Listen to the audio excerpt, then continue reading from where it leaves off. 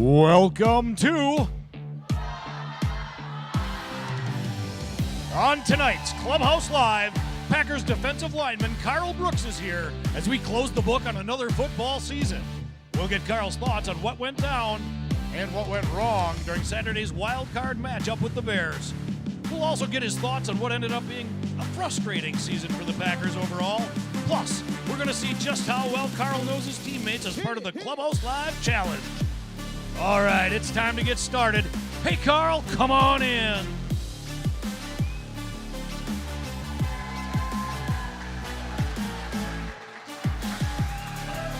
Hey, everybody. Good Monday evening once again. We're coming to you from the Fox Club inside Neuroscience Group Field at Fox City Stadium in Grand Chute, Wisconsin. This is the home of the Wisconsin Timber Rattlers, also the home to Clubhouse Live. I'm Brett Christopherson, USA Today Network and the Post Crescent. Great energy in the crowd tonight. How's everybody doing on this Monday night, right? Okay. The energy's just gone down a little bit. So, but we got a lot to get to, a lot of fun, regardless of what happened, regardless of that the Packers season is over, but still a fun show planned. And we have some fun special guests here tonight. Give it up for the 4th-ranked team in Division I, the Appleton East Patriots girls basketball team. They are tonight's team spotlight. There they are. They're the Patriots playing fantastic basketball. They're going to be part of the show, and I know we'll get to know Appleton East a little bit later on in the show as well. But first things first, we have a lot to get to, football-related stuff. I know you don't like this. Bears 31, Packers 27. Not much to say about this one other than, right? Yuck. The Packers rolled out to a 21-3 halftime lead. Looked unstoppable, only for the Bears to do what the Bears have done all season long. Snatch victory from the jaws of defeat, right? As Chicago rallied to take down the Packers in Saturday's NFC wildcard playoff showdown down at Soldier Field. The Bears scored 25 fourth-quarter points, finally took the lead for good on a 25-yard touchdown pass from Caleb Williams to DJ Moore with 1:43 to play. Packers, as we all know, drove to as far as the Chicago 28 before Jordan Love fired an incomplete pass on the game's final play to secure a Bears win. So uncertainty, changes in store. That's kind of usually what it is for a lot of NFL teams in the offseason. And it will be a very interesting offseason at that for the Packers. Again, Mad Vince, so tired of seeing Mad Vince's face, right? But again, a Packers loss, season-ending loss doesn't make Vince happy, but he is happy because, again, we got a really good football player here to talk things over. We're going to rehash things, maybe a little therapy session tonight. It is Green Bay Packers defensive lineman Karl Brooks. He's back. He's here. He's right over there. And we will get Karl to the stage here in a little bit. First, I want to thank our presenting sponsors, Cellcom and Piggly Wiggly. Cellcom was built here in Wisconsin. They cover every county, corner, and cabin road in the state. And they'll buy out your current contract, give you up to $1,100 toward a new phone when you switch. See Cellcom.com for details. And Piggly Wiggly, they're proud to support the Green Bay Packers as your local grocery store. They're committed to making a difference in the community, both on and off the field. Shop local, shop the pig. All right. You know, for all these years that he's had to put up with our stuff, now we got to put up with him. It's when I have to introduce the other member of our Clubhouse Live crew. It is Chicago Bears fan, Ricardo Arguello. That's even a half-hearted boo. Some are actually giving you a round of applause, right? Some are, yeah, Brett. How's everyone doing? Ricardo, what's going on? What do you have there at your desk? What is that? Yes, and I have to thank my fellow Bears fan, Torque Mason. Where's Torque at? There he is over there. You can boo him too. He's over there, Bears fan. He was very smart, and he brought me this. I think this is a cheese grater. Yeah. Is that what this is? Well, so I don't have the cheese for it, Brett, but boy, we all know about this, don't we? I know that the scoreboard says the Bears won, but pretty much the Packers won all 3 of those games. So I don't know what you're feeling all proud about. I don't think they put that in the record books, Brett. So anyway, go ahead, yeah. And as part of the Packers-Bears bet that I've got to pay off, I've got Walter Payton right here, Mike Ditka on the other side of our Clubhouse Live helmet. You refer to Ditka as the coach. No. the coach. That's enough of the Bears. We want to talk Packers football. And by the way, bad luck to the Bears on Sunday Thank as you. they take on the Los Angeles Rams and the future MVP, Matthew Stafford. So anyway, enough about you. We want to know about how the show works. And I know, as always, we have a great online chat going on, right? Interactive show. We invite those comments, those questions through that live chat that can be found next to our USA Today Network Wisconsin YouTube video stream. It's already pretty active already, Brett. I am monitoring the chat. I'll relay those comments and questions over to you and Karl. All right, Twitter or X, I'm at PC Bretzi. He's at Ricardo De Leon. Facebook, as always, please give us a like at Packers News or Clubhouse Live. We appreciate that as well. Karl, I still have the Bears for you to stomp on, that welcome mat right there. But if you feel like driving Ricardo through that window, please feel free to do so as well. We wouldn't mind to see him. You just got to pay my insurance premium. Yeah, we wouldn't mind seeing him exit the show. So anyway, tonight's guest, he just finished his third NFL season, all with the Packers. He was selected by the Packers in the 6th round of the 2023 NFL Draft. He appeared in 16 regular season games this season, posted a career-high 28 tackles that included 8 solo stops. He had a half sack, 5 quarterback hits, a pass breakup, and 20 next-gen stat quarterback pressures. Tonight's guest also was a special teamer. He posted an impressive 2024 season, check this out, that saw him as the only player in the league with multiple fumble recoveries, a forced fumble, and a blocked kick. And he was also the first player in the league since future Hall of Famer J.J. Watt to post those stats in back-to-back seasons. How about that? Tonight's guest, he had a sensational rookie season that saw him become the first Packers rookie with at least 4 sacks and multiple fumble recoveries in a season since Clay Matthews back in 2009. He played collegiately at Bowling Green, where his 27.5 career sacks ranked 3rd in Falcons history as he went on to earn All-America status. Tonight's guest was a prep star and a dream teamer at Sexton High School in Lansing, Michigan. And not only did he play, Ricardo, a little wide receiver. And can you imagine this guy playing a little wide receiver back in high school? But he was a sprinter in track. Come on, how is this guy a sprinter in track? We're going to talk about that as well. So how about a big Clubhouse Live welcome for Green Bay Packers defensive lineman. He's number 94. He's Karl Brooks, ladies and gentlemen.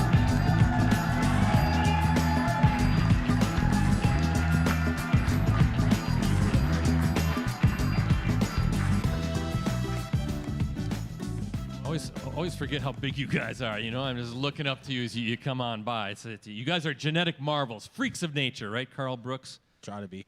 How you doing? I'm doing good. How you doing? I'm doing great. What do you think about that guy standing right over there? You got something to say to him? I don't got nothing to say, but I respect it, and we'll see you guys next year. But I don't think Super Bowl is you guys' year, but it is what it is.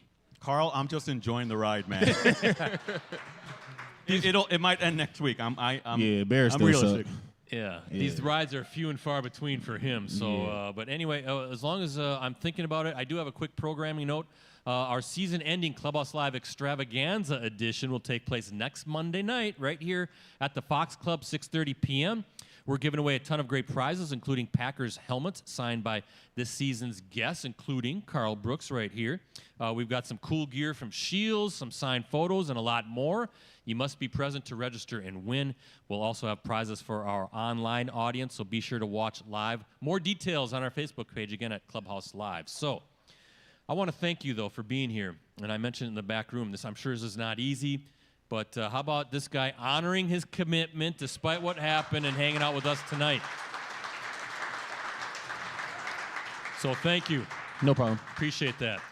Listen, hey, sun was shining today, right? Yep. Everybody woke up. Right. Right? The world's not coming to an end. I mean, it is important as it is. It's just a football game. People got to relax, right? How's Karl Brooks feeling today? I'm still kind of confused on what happened. Yeah. But it's just hard mentally to try to get over that, just, knowing how the game went. But it's a part of it. They say it's not a third quarter game, it's a fourth quarter game, and we just got to learn how to finish and be better so we don't have that feeling no more. I think we're all confused by what the Bears are doing right now. I mean, they're really playing with fire, it seems like, right? They get down and then they make these crazy comebacks. But we'll talk a little bit more about the game and the season coming up here shortly. But How is you were 6'3", 296-pound NFL defensive lineman? How were you a sprinter in track, Karl Brooks? How is that possible? You should have been like a thrower, right? One of those guys. I mean, I wasn't always 6'3", 296. You kind of grew into your body, right? I grew into this for sure. But back in high school, I was super small. I was about 6 foot, 170 pounds, soaking wet. Wow. And I started my journey from there. I played basketball for 2 years. Had a conversation with my old high school coach. He told me basketball is not going to be my future. And after that, just got in the weight room, got in creatine, started running a lot more, running hills and 5 a.m. lifts and track practice and football and 7-on-7s. And it kind of molded me into the game I'm playing now. Brett, that Bowling Green nutrition and strength program, right? Is that what it was, Karl? That's what it was. It started a lot in high school, though.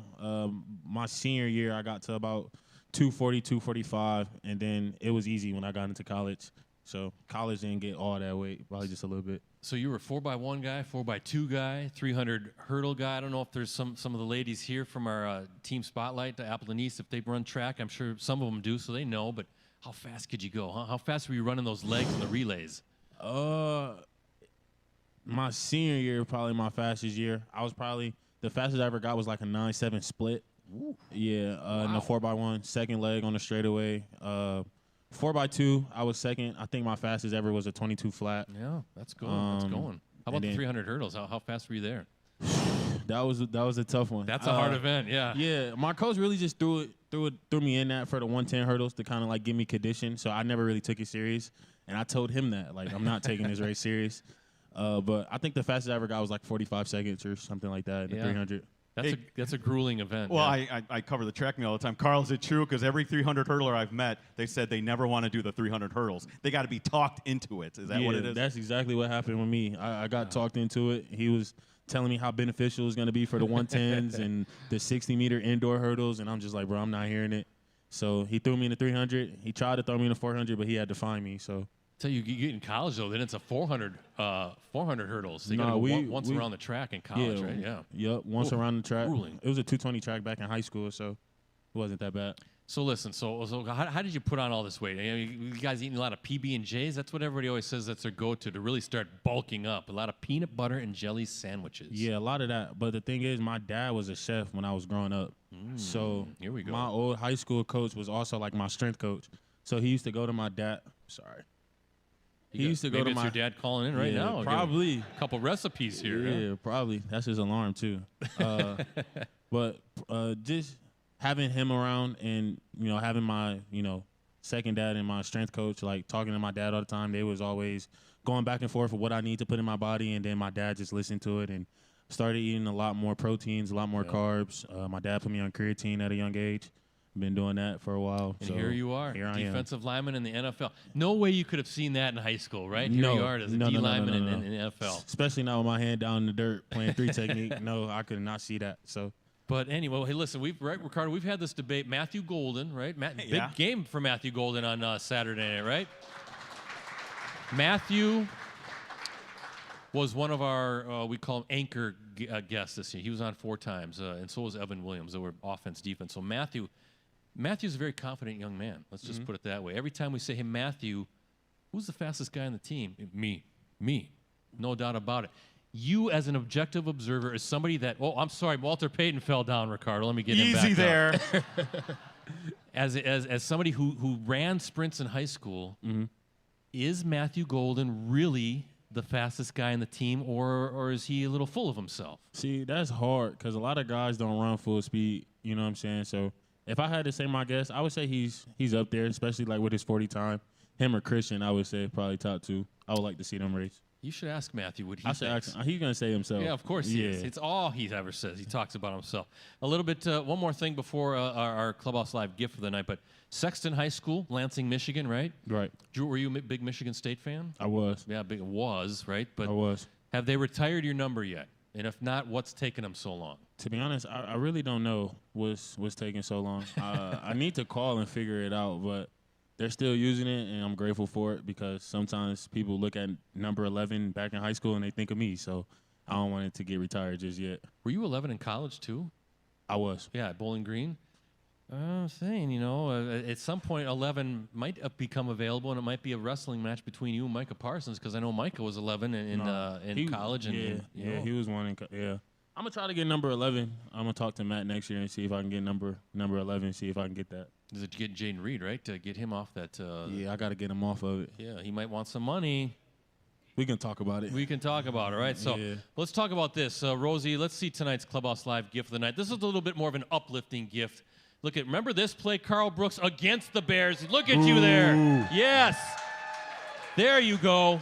Boo. That's what we went back to. We didn't want to look at yesterday. We want to look at a moment of glory for Karl Brooks, blocking that potential game-winning field goal attempt.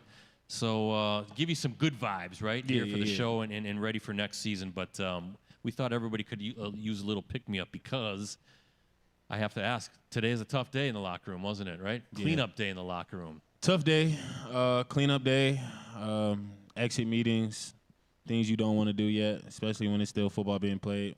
It was definitely just a tough day. A lot of emotions was in the air, stuff like that. And, it's a business. You got free agents that you don't know if you're going to be with next year. Our locker room's going to be different. So the bonds that we built with this team, 2025 team, for the whole year, it was special. And some of those guys might not be there next year. So that's just the business of it. So just a sad day. And, yeah. Yeah, there will be changes. There's no doubt about it. Coaching changes, player changes. That's just life in the NFL.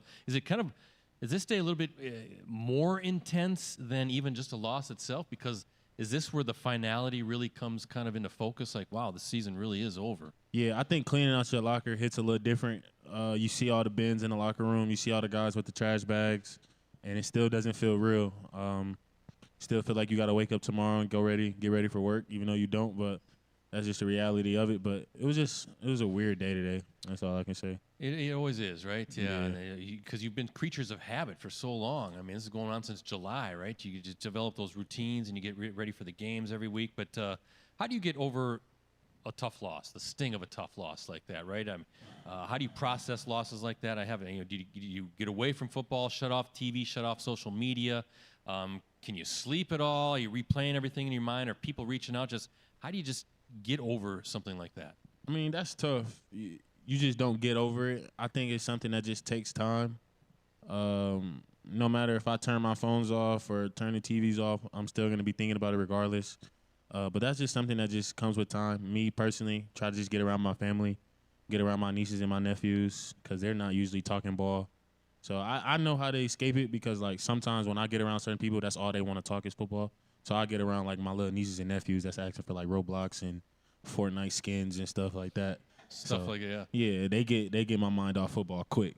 But hey, we're here to take his mind at least away, right? To kind of help him feel good, right? Right? Yeah. So let's talk football anyway. Right? Let's talk ball. As you look back on Saturday's game, and I'm sure you looked at the film. What went wrong in that second half, really in that fourth quarter, right? Just everything that could go wrong did. They scored 25 fourth quarter points. Mm-hmm. Put your finger on one thing. Was it multiple things? And what did you see? It's hard for me to put the blame on anybody. I feel like we had the lead going into halftime. We should have kept the lead as a defense. But I would just say first half we was playing complimentary football. We would get stops, offense would score. Second half we wasn't getting stops. They was getting field goals and they were scoring. We wasn't. They just had a better plan execution-wise second half that beat us. And just didn't play complimentary football. We had too many mistakes when we look back over the film, and we had too many mental errors. And, yeah. Well, you were on the field a lot too, right? Complimentary football was with a capital C, right? The offense was struggling, scuffling after a great first half. How do you guys keep from getting frustrated? Because what was it? Four straight punts, and 3 of those were 3 and outs to open the second half for the offense. Doesn't give you guys a lot of time to catch your breath on the sideline, right? All of a sudden you're grabbing your helmet and going right back out there. Is it frustrating, or is that just the way the game goes sometimes? It's just the way the game goes sometimes. It's not frustrating, because at the end of the day, we go in there and we have a job to do, and that's to get the ball back to 10 as many times as we can to get them touches. And at the end of the day, that's just football, and that's just how the cookie crumbled at the end of the day. We could have got more stops and got them the ball more. and just help them out a little bit more on defense side of the ball. So where are you at right now? Everybody physically is banged up, right? Aches, pains, bumps, bruises, but I have to think mentally exhausting, right? I mean, it's a long season. You played, 18 games, right? 9, 8, and 1. Yep. I played 17. I missed the Yep, that's Lions right. game. You had one Yep. with an ankle, I think. But Yep. Still, that's a long fall. Didn't have a whole lot. You had an early bye week as well. Yeah. Is it just a mental drain just as much as a physical drain for you guys at this time of year? It depends on who you ask. I feel like the more vet guys we have, they're more used to a long season, playing a lot of multiple games over and over. And then you ask, maybe younger guys that never really experienced this long of a season, experienced playoffs, experienced a loss. I would say for me going into, year 3 to year 4 now, I would say it wasn't as much mentally draining as it was my rookie year. I feel like I was a lot more ready and continue to ready to play more ball. Even though my body does hurt, I just feel like I get immune to the pain and all the discomforts. So it just depends on who you ask. Must have been exhausting mentally, though, dealing with the nonstop injuries, right? It seems like every time you turn around, somebody was getting hurt and Right. exiting the field, right? Does that kind of weigh heavily as well as a season and even within a game? Definitely, especially when you got high caliber players getting hurt. I just feel like it puts more on the other people behind them, and then it forces our younger guys that's maybe not playing a lot or maybe in training camp that wasn't getting a lot of reps. It forces them to step up a lot earlier than they have to, and that's just part of the business. Coach always say, though, prepare like you a starter, prepare like you ready to play every week. That goes for, guys that don't dress on the 43 or 48, or that's practice squad guys that you never know when your time is called upon. So it forces guys to step up in certain areas. Like for me, for example, just, my whole career here in Green Bay, I was a rotational guy, getting maybe 30, 40 snaps. And, when Devontae go down, my snap count go from 30 to 60. So just being mentally prepared throughout the week, practicing right, taking care of my body, making sure I'm on top of the details. But then that wears you down just a little bit. I don't look at it like that, but for other guys, it forces guys to step up and, have to be mature at a Couple more things, Ricardo, then his audience question time for you. So how do you use Saturday's setback, as stinging as it was, as disappointing as it was? How do you use it as fuel? I think Coach LaFleur even said we're going to have to use this as fuel moving forward. So as you look at it, how does that spur you to get ready for 2026? Just remember this feeling. I remember the feeling when the clock hit 0 and the Bears fans was running all across the field, going crazy, pointing at our sideline. Just remember those hateful times and remember how, they celebrated in front of our faces and, how we gave the game up twice. And just remember that feeling throughout the whole offseason, even when we get back for training camp and even when we see them again. Just remember the feeling that we got. And if you're a real football player and you're somebody that really love competition and really love ball and want to get better each and every week and each and every day, you're going to take that with a grain of salt and you're going to put it in your preparation and it's going to make you just grind harder. Finally, how should we remember this edition of the Packers? Again, I feel like you guys were cheated a little bit. So many big injuries, like you said, Devontae Wyatt, Micah Parsons, Tucker Kraft. The list goes on and on. But how should we remember these guys? How are you going to remember the 2025 Packers? I'm going to remember it as a resilient group. I feel like everybody was ready for the most part when their number was called upon. I feel like it's a group that has a resilient fight. And that's going to keep swinging no matter what. I feel like this is a group that play hard, and we had a lot of love for each other, or still got a lot of love for each other. Just how we play and how we swarm to the ball, especially on the defense side. And it was a special group. How about Karl Brooks, right? This is talking balls, no big deal. All right, so I'm going to kick it back over to Ricardo. You've got 1, 2, 3 audience questions coming up. The first 2 are from members from our Appleton East girls basketball team. This is Grace. Grace, your question for Karl. Becoming a professional athlete, what's one challenge you had to overcome to get you where you are today? This is a tough question, Stumped him. apparently, Oh, right? boy. He looks pained. Can you repeat it one more time so I can Becoming a process? professional athlete, what's one challenge you had to overcome to get you where you are today? Just not listening to the naysayers, not listening to the negative comments. Everybody's gonna have an opinion of you. They're gonna say you can't do this, or they're gonna say you're measurables, or your arm's too short, or you're too small. I just look at it as fuel. Stay away from the negative comments. Try to always keep your head in a positive space, so you can always be prepared to do what's that task at hand. So that's kind of how I look at it, and also just cleaning up my off the field life as well. Not having a lot of drama in my off the field life. I feel like for me that just helps me be more prepared for to do my job and not have a lot of negative things going on behind the scenes that can also weigh you down or just have your mind wandering and thinking about that all the time. All right, thank you, Grace. Now we have Ella coming up. Ella, your question for Karl. What's been the biggest adjustment from going to college to NFL, especially with playing on the defensive line? Guys are a lot bigger in the NFL than college. When I was back in college, I used to see the report, and I used to see like 6'1", 250 pounds offensive lineman, 6'2", maybe 290. Now it's every week it's 6'6", 320, 6'5", 380. So I would say the size of the guys a lot bigger, and then you got the older guys that's a lot more savvy, that knows little techniques and stuff to just get you off your pivot. More physical, demanding.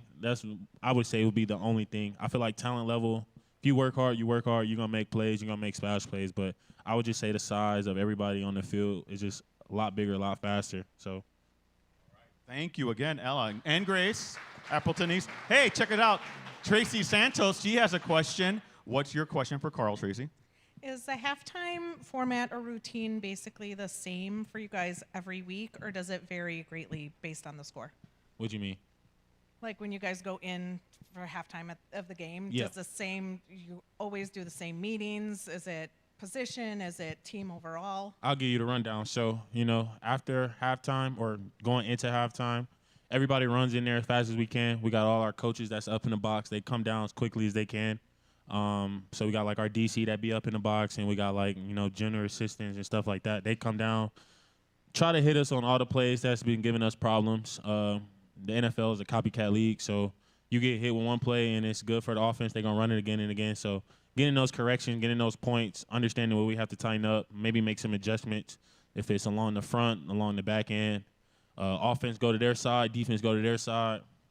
And then I think our kickers stay on the field and kick. So everybody go on their side. We meet up in the middle. Coach LaFleur has a few words for us, depending on how the game is going, and we get back out there.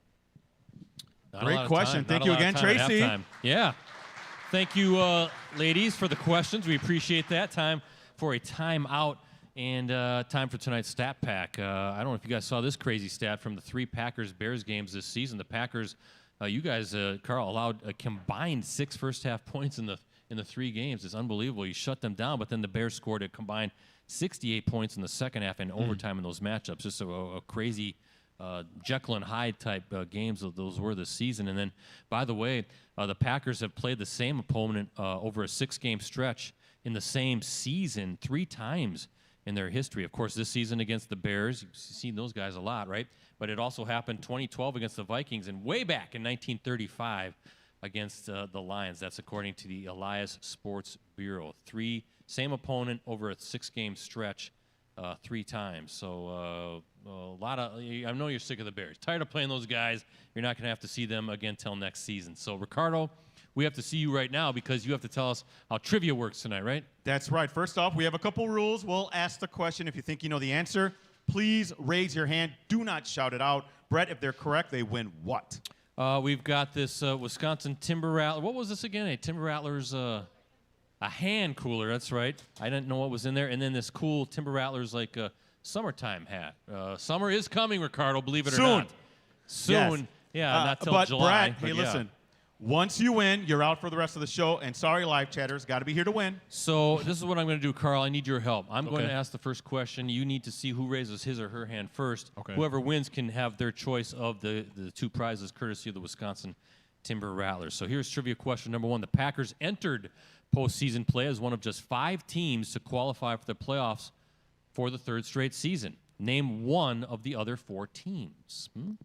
This guy right there, I see in the green hat. Say it again. The Buffalo Bill. Yeah, you got it right. Come on up. Well, that's one of the teams. He gets the bell. I'll let him, you can, AJ, pick one of whatever you want, and then say hi to Karl Brooks as long as you're up here as well. So Buffalo, Houston, the Rams, and Philly, right? The Packers have reached the playoffs 6 times since 2019, which is tied with Kansas City and Philadelphia for the second most postseason appearances in the league over that stretch. Buffalo is first with 7 playoff appearances. All right, another segment with you. We're going to do something that we've done with our Legends Edition shows where we have former players on, and we kind of run through a series of photos and just kind of get your thoughts as you look back, maybe on, for them, their careers, but for you, it's going to be this season. Right. Thought we could kind of do that instead of just dwelling on what happened on Saturday. So, Rosie, and it kind of help us put a bow on the season as well, but Rosie, put to photo number 1. Now, why am I showing a Dallas Cowboy on the screen, right? Well, that's your guy, Kenny Clark, right? That's my guy. Kenny Clark, former Green Bay Packer, a friend of our show. Of course, Kenny traded right before the season began to the Cowboys for Micah Parsons. So while everybody was happy that Parsons was coming in, it was also very bittersweet to see Kenny go. But what does that guy, or Kenny Clark, meant to you in your career, right? Your defensive lineman. How much did you miss him, not only on the field, but in the locker room, because he's a leader guy? Right. Just your thoughts on Kenny overall. I mean, when I first got here in 22, when I got drafted, we had a core group of guys: Kenny, T.J. Sladen, Jerry Montgomery. Those guys were like very important to me and my learning and just about the NFL in general. Kenny played a big part of that. I would ask him questions. I would ask him what to do in these certain situations. But then again, Kenny was also the type of guy where you can just watch his work and it speaks for itself. Really didn't have to ask a lot of questions because he was the type of guy that was, if he knew the call anyway, he's still taking notes.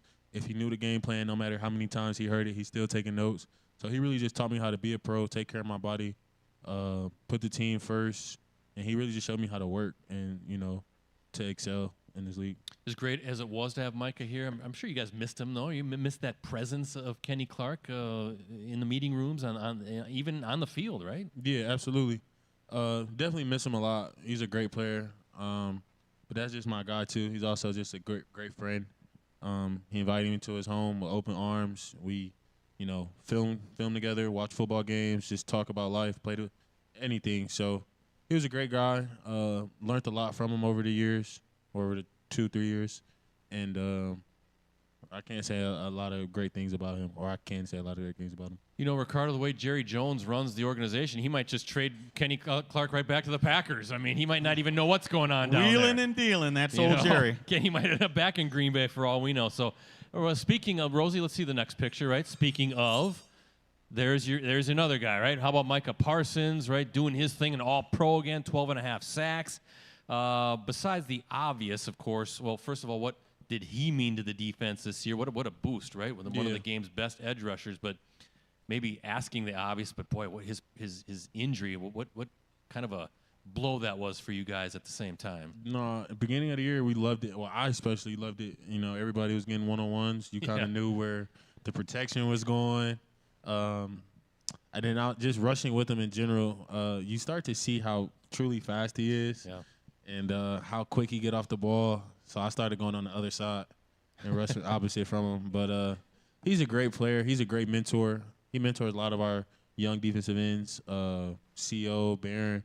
He's a great guy, great teammate, funny, great guy in the locker room. He invited guys to come work out with him in Dallas. I'm going to be one of them, go down there and train with him a little bit. So he's a stand-up guy. Can't say a lot of great things about him. And that's a good guy. Boy, it didn't take him long, even though he was kind of the outsider coming in, to really embrace or take that leadership role, almost like a kind of a quasi-captain for you guys, right? Yes, you can say so. Just especially with him playing in the league and having a tremendous amount of success, being all pro in every year and getting 10+ sacks, and he had a lot of success in Dallas. So typically when guys have a lot of success, you lean towards him. You listen to what he's saying, and you soak in all the knowledge that he gives you. How's he doing? Looks like he's posting stuff on social media about all his workouts with his leg. I mean, you seen him. Still on crutches and everything, but hey, he's saying he's going to be kind of ready to go early on the season. That's his goal, right? Yeah, he kind of surprised me. He was like, AKB, you coming down to Dallas to train with me? I'm like, bro, when are you going to be training? And he was just like, I'll be going February. So I was like, yeah, bro, I'll be there. So he looked like he's going to be up and moving around February. Looked like he can play tomorrow, but he's doing good.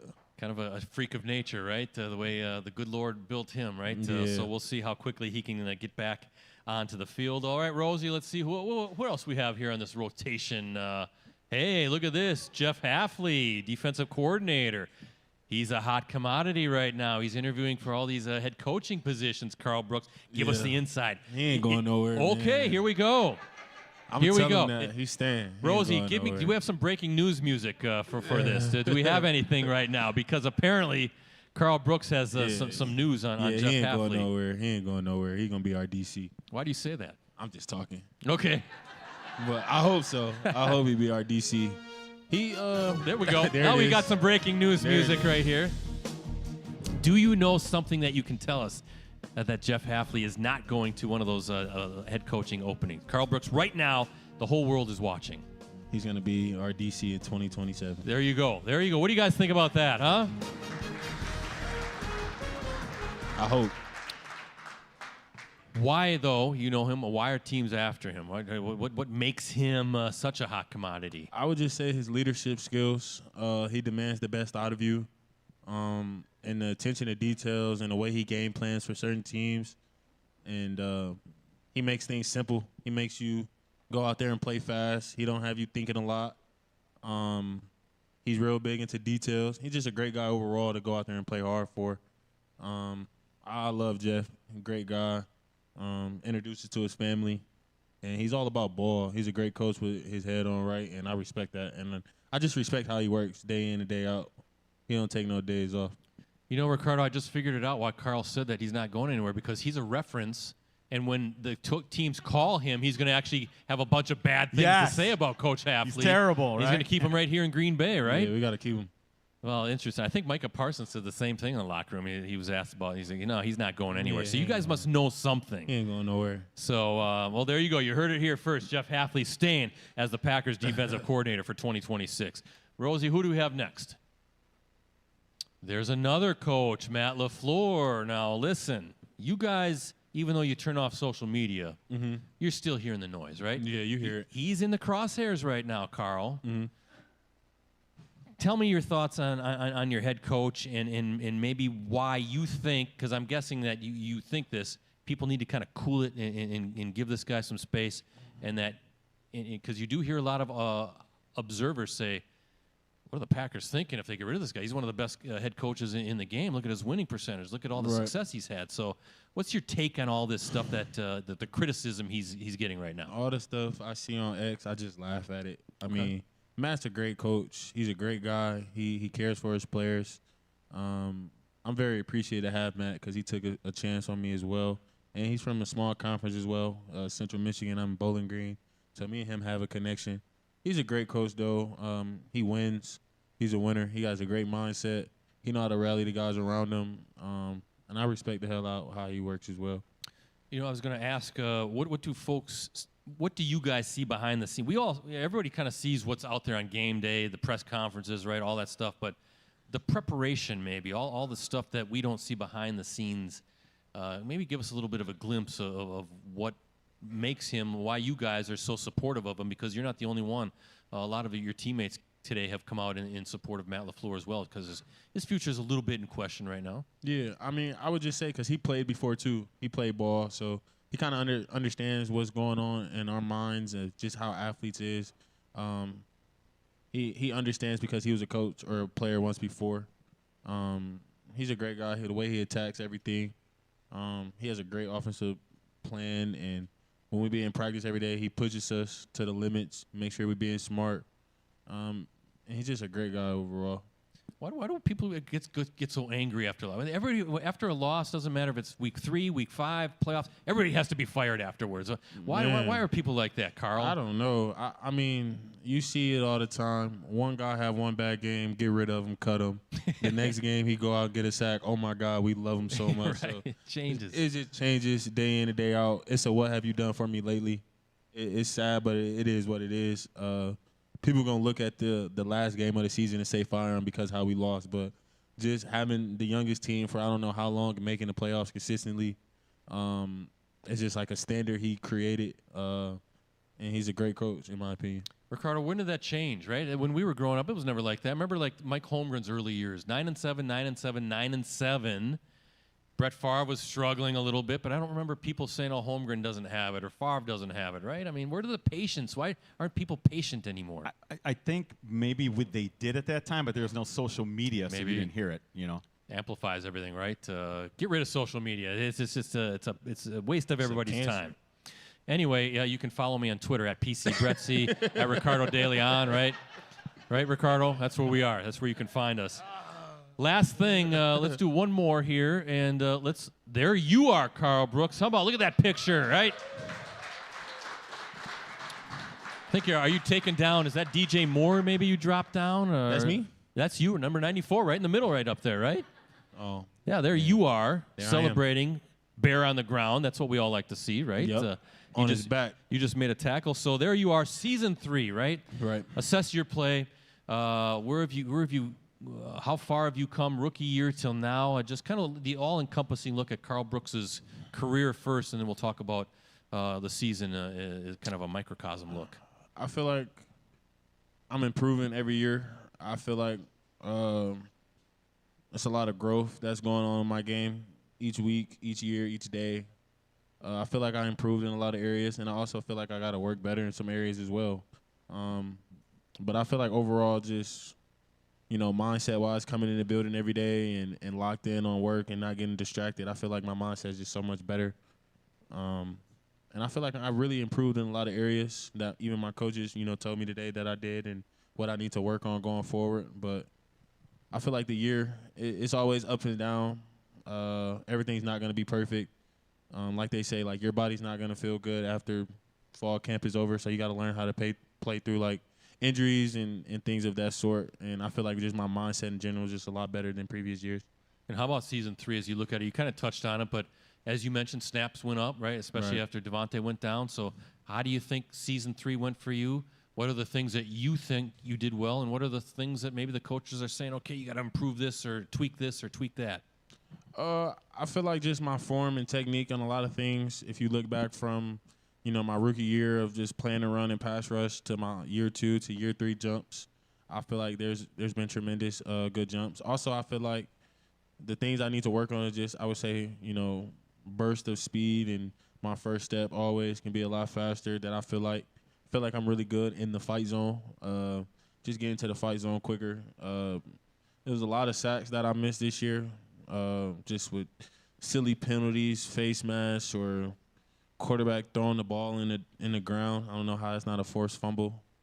Aaron Rodgers, I'm going to talk about it. But just a lot of stuff like that. Just learning how to finish quicker so things like that just doesn't happen. And just the plays that come to me, continue to make those and just overall just get better at everything I can. There you go. How about Karl Brooks, right? A little photographic look at the season. And Ricardo, it's back to you. Tonight's social media question of the night. I think this is a great question for especially our young athletes in attendance here tonight. Yeah, Karl, Brad Scott on Facebook wants to know, what advice would you give to young athletes? Yeah, we got some high school kids here tonight. So yeah, the advice that I got is probably be a little bit different to y'all, but my dad always told me you can either have fun now and work later in your life, or you can skip that party, lock in, do what you got to do, handle your business now, so when you do get older and you do get to a certain point in your life where you can relax and enjoy and do things you want to do. I was told at a young age, just from my environment where I'm from, I had to cut off a lot of people, a lot of friends that wasn't no good for me. Yeah, it hurt it because it was like friends that I grew up with in high school that wasn't no good. So I would say just, just locking in right now so you can have fun later and just hone in on the details. good stuff, right? Yeah, that's great advice. for having his question selected. Brad wins a signed photo each week. We have asked you to submit a question for our guests that we have asked live during the show. And as always, as the seasons move on, look for it again on Facebook.com/Clubhouse Live. Timeout number 2. Ricardo, it's time for trivia question number 2. Your turn to ask. That's right. I need both you and Karl to look out in the audience, see who raises their hand first. Here we go. Malik Willis became just the second NFL quarterback since 2000 to post 2 completions of 35-plus yards on an opening drive when he did it in Week 17 against the Ravens. Who is the other quarterback to have accomplished that feat? Again, this dates back to 2000. And hint, he's a current All-Pro Super Bowl winning quarterback. Here's some pretty good hints. Anybody want to give this You a try? stumped him. We're back here. This guy right here. Not good guess, but not Matthew Stafford. Going back here. Not Aaron Rodgers. How long are we going to keep going, Ricardo? Yes? Got it. Patrick Mahomes. Yes, come on up. Tracy Santos. That was a tough one, Brett. It was for our final trivia question of the night, or of the season. So, yeah, Patrick Mahomes. Kansas City Chiefs quarterback has done it twice, once in 2018 and again in 2019. Rosie, Stu, we need some music. It's time for tonight's Clubhouse Live Challenge, and that's sponsored by our friends at Munoz Family and Cosmetic Dentistry. Your Center for Dental Excellence voted Reader's Choice Best Dentist Best of the Bay 3 times. Let Dr. Sebastian and his team of professionals help you achieve your dream smile. Okay, Karl, we're going to liven things up a little bit. We're going to play a game. Okay. And you have a chance to win some great prizes for tonight's contestant. Which, by the way, where's Monica Betters again? Way back there by the window. Raise your hand, Monica. Yes. Karl, that's Monica back Hi, there. Monica. So you're going to win some prizes, or you're going to try to win some prizes. We're going to play a game. I'm going to try my best. She's going to try his best, but I think you're going to do just fine with this game because we've played it one other time this season, Ricardo. It's a numbers game, right? So, again, it's very simple. I'm going to give you the name of a teammate, and you just have to tell me his uniform number. All right? Okay. Well, are you feeling good about this? I don't know. I can't tell based on that smile. We did this with Matthew Golden, and he said piece of cake, right? I mean, he flew through this, right? Then I got no choice. All right, so Matthew Golden. So you're going to have 30 seconds, Karl, to get through 5 teammates, all right? If you do, you win prizes for Monica. Now, again, Monica could go home with this great Packers hat, courtesy of our friends at Miller Lite. A signed photo of you, all right? Dope. She might go home with you tonight, Karl. Oh. Okay.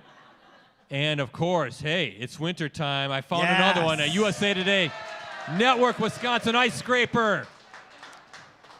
You ever scrape your car window? They stay in the garage. Yeah, good idea. By the way, Brett, cash value for that scraper, 5 cents. Maybe that's pushing it, Ricardo.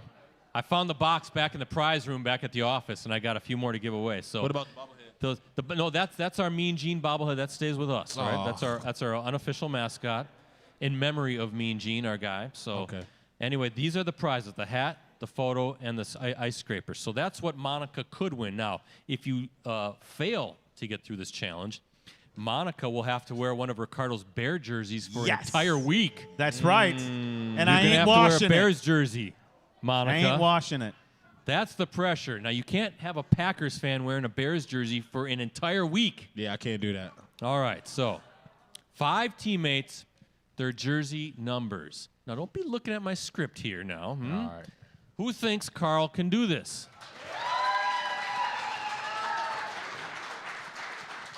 Brett, 30 seconds? 30 seconds, but wait till I say the name and then start it. Who thinks Karl's going to fail miserably, right? Nobody.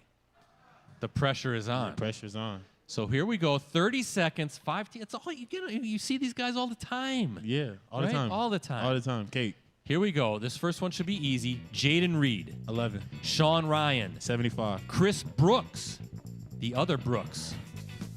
30. Nazir Stackhouse. 93. Last but not least, Trayvon Diggs. 28. Yes, just like that. He got it. How about some championship music, guys? Ricardo, how fast did he do it? Hey, he did it in 13 seconds. 13 seconds. I think that's faster than Matthew Golden. You're faster than Matthew Golden. So, Monica, you don't have to wear a Bears jersey. You can wear this Packers hat instead. You get the signed photo and apparently the most popular prize of them all, USA Today Network, Wisconsin ice scraper. How about Karl Brooks doing it again?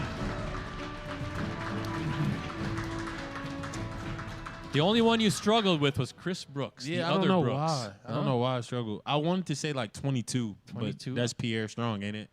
It might be Pierre Strong. Don't worry. You know, I'm not even sure. Yeah, don't worry about actually, it. I should quiz you. well, yeah, right. Yeah. So there's some new names down the stretch here. These guys with all the injuries. Trayvon Diggs, I thought I might catch you on as well. So, hey, Ricardo, we're going to take a little breather, me and Karl, because we want to hear all about tonight's high school team spotlight, the Appleton East girls Yes. basketball team. We need them Tell to us all stand about up. the Patriots, please. We need the coaching staff to stand up. Here we go. Now, Brett, this group right here, they are what, 11-1 this season, correct? They've won 11 games in a row. They're ranked 4th in Division I in this week's Bound Wisconsin-Zaleski State poll.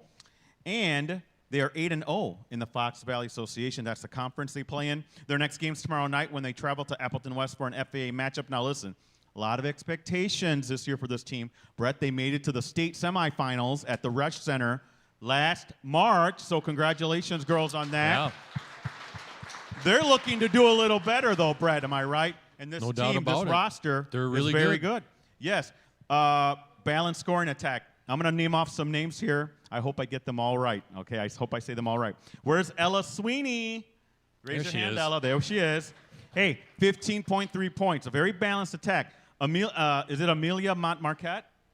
Where she is. There you go. Hey, and Jenna Ott. Where's Jenna Ott at? There she is. 9.3 points. Balanced scoring. Ambria Fisher. Where's she at? Yeah, okay. 8.1 points. Ella Yajeski. Did I say that right, Ella? Yes. And Aubrey Erickson. There she is. Both 7.3 points a game, Brett. Great good scoring. balanced scoring, right? Yeah. You can't just shut down one girl. Patriots defense has been stellar. Each game, they only average allowing only 46.3 points. And where's Coach Brian Passion? There, Right raise your there. hand, There's Coach. Don't be Coach. shy. There we go. Hey. Coach does a great job. Brett, he's one of my favorites. He always has good quotes for me and comments when I do stories. He's leading this team again. Brett, they want to make it back up to the Resch Center, and they have a great chance to do that. We hope, all of us do, hope to see you guys at the Resch Center again. Yeah, Appleton East. We've streamed them once this Yes. season. We hope to get them a couple more times at least. Appleton East girls basketball. Yeah, how about a big round of applause for the Patriots here tonight and this season so far? Our high school team spotlight. Thank you for being here and taking part in the show. Appreciate you guys. And we're winding down here, Karl Brooks. So one more quick segment for you, and then you're on your merry way. But Hey, Brett, yeah. I do have an audience or an online Please, audience absolutely. question here. People want to know, and specifically Mindy from online, she wants to know, Karl, how is Wyatt doing? Devontae Wyatt. Have you Wyatt. talked to him? How's he doing? I talked to him today. He's doing good. He's in good spirits. He kind of shocked me today. I walked in to the building. He was just walking around on his boot and not scooting around. So it was good to see him upright and walking. So that was pretty cool. He good. That's great. Great That to is hear, great. and it would be a key guy to have back for sure. The one thing, Ricardo, about these guys when they have big injuries, their care is a little bit more than just the normal guy like you and me, Right. right? They're getting top of the line, 24/7, treatment, therapy, all that good stuff. So that's why they can get back so fast. Plus, unlike you and me, they're genetic and athletic marbles, right? Yes. Yeah. Well, speak for yourself on that. Yeah, man. no, I'm speaking for you too. Yes. So, okay, what's the game plan, Karl, for you going forward? You heading back to Michigan? Are how are you going to decompress, and how long is it going to take you? Are you just going to get away from football for a little bit when you start working out? Just kind of lay out the game plan here in the offseason. I'm going to chill for a little while. I'm going to go see my mom and dad, go hang out with them. Over at Michigan? Yeah, Going eat home? some of their groceries and hang out with the dogs. Yeah. And then, yeah, probably just decompress and just relax and probably just go from there. I don't have nothing set in stone. Probably start working out right after the Super Bowl. So Okay, so a little bit of a breather, but any vacations, any fun trips planned? Huh? See, Going I overseas. want to, but I'm picky. So it's just like it got to be exactly where I want to go, and I don't know where I want to go yet. I would say get out of here, though, pretty soon, right? Yeah, Especially this yeah. weekend when it's supposed to be 0 again. But Oh, man, I'll be gone. you going to pay attention to the NFL playoffs? You going to watch I'm football? I'm gonna Okay. watch. I still got some of my teammates playing. So from like Bowling Green days. So. Yeah, that'll be fun. I mean, you're a football fan, right? First and foremost. So You want to keep track of who's doing what in the NFL and maybe even the college championship game as well coming up. But the last but not least, do you still host the Karl Brooks Youth Football Camp at your high school? Is that still a thing? Yeah, that's still a thing. You still planning? Tell us all about that. Yeah, so just always wanted to get back to my community some type of way. So I do a football camp every year, and then third time doing it. It's getting better and getting more numbers every year. So that's something I look forward to. A lot of gifts, a lot of free food, a lot of football, a lot of competitiveness. And, yeah, that's really it. It's a good time. You think, yeah, absolutely. You're only 3 years in. What are you, like 24, 25, something 25. like that? It's not that long ago you were in high school. Right. Is it kind of surreal to be like, now you're like the NFL guy and you're coming back and giving back to these high school kids that went to your school? Yeah, you can say that. It's kind of different because, when I was in high school, I was seeing all the other guys come back and give back, and I always said I wanted to do that. So it's kind of different now since, I'm the guy doing it, so it's fun. He's the guy, and he gives back to his community, right? How about Karl Brooks? Big round of applause for number 94 tonight.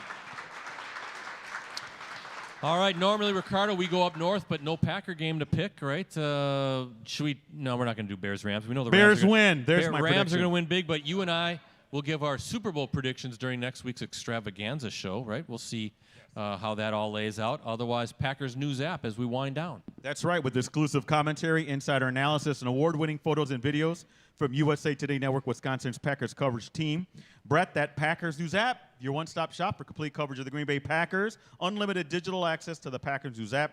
PackersNews.com can be yours for as low as 99 cents for that first month. Please subscribe today, Brett. And again, thanks to our sponsors, Cellcom and Piggly Wiggly, also our segment sponsor, Munoz Family and Cosmetic Dentistry, and our supporting sponsors and friends, Shields, Escort Limousine Service, Mayfield Sports Marketing, Mike Thiel and Eric Lives here, Miller Lite, and the great folks here with the Wisconsin Timber Rattlers and the Fox Club. Again, programming note, as I mentioned earlier in the show, but if you missed it, next week, our big fan appreciation, season-ending prize giveaway extravaganza edition. Great prizes to give away both to our in-house and online audience. More details, including a complete prize list on our Facebook page at facebook.com/Clubhouse Live. But right here, 6:30 p.m. at the Fox Club, we'll celebrate another fun season for us. All right, until then, Karl Brooks, you have the final word. What do you want to tell all of these great Packers fans that are hanging out with you tonight? What do you got to tell these people? Appreciate you guys for coming. Appreciate all the support throughout the whole year. Appreciate you guys making Lambeau a special place. Appreciate all the positive comments, and hope to see you guys next year. How about that? Yeah. Keep those claps coming for Karl, for Ricardo, and the crew with USA Today Network Wisconsin. I'm Brett Christopherson saying so long. Be back here next Monday night. We're giving away a ton of great prizes. We're also giving away Ricardo. We're getting rid of him once and for all. But it's our season-ending prize giveaway extravaganza edition right here at the Fox Club, 6:30 p.m. In the meantime, let's hear those Mean Gene cheers, everybody.